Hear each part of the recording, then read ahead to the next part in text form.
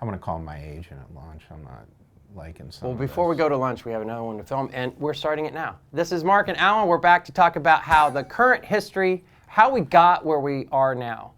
We have a problem, Houston. Houston, we have a problem. How do we get here? The first step in recovery, like we mentioned before, is admitting that problem and then moving forward. But how do we actually get in this hole where learning and development is underappreciated? Well, Mark, I think that's a great question, and I'm here to answer it to the best of my ability.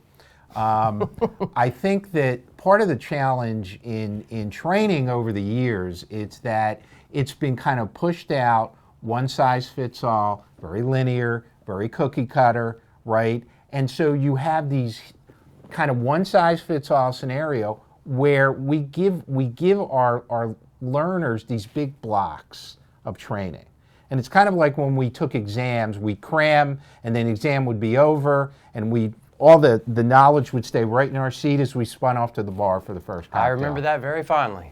So Yes. I think we have to do better. We have to do better. And another thing that's kind of happened over the years is that the Learning and Development Department has really become a bit of an order taker in the worst case scenarios where other areas of expertise within the organization are coming to the Learning and Development Department saying, this is our problem, this is what you need to do about it, this is how you're going to help it. And instead of in a true professional sense of learning and development consulting and showing, hey, that might be your first instinct to the problem, but let's do some analysis here so we do a very good diagnostic about how we can move the needle with a targeted training. Maybe some other techniques would come in handy as well to make sure that the training alone isn't the only thing that is blamed for any kind of performance issue.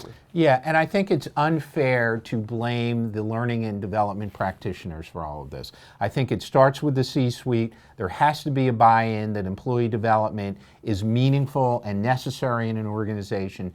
Dollars have to be contributed there, good times, bad times, etc. But then it's up to the learning and development professionals to do something with that information. That's right. And to do something in a proactive way so they can really start to move the needle. Yeah, and I think one thing that is really important is to bring a business acumen or savviness to a learning and development leadership role that can say to other leaders around the C-suite table, this is the impact we're making and why, this is how we're going to measure it, and here's the business case for what we're doing. Having some control of that up front is very important, and it also trickles down to the L&D people to where they have clout when they go to SMEs and other people they have to work with on projects that they are dictating the terms of how it should be moving forward. You are the professionals. That kind of support has to exist, and it starts at the top so that you can go to a meeting as a learning and development professional and say, this is how it's going to work, instead of being told how it's going to work. And if you'd like to have a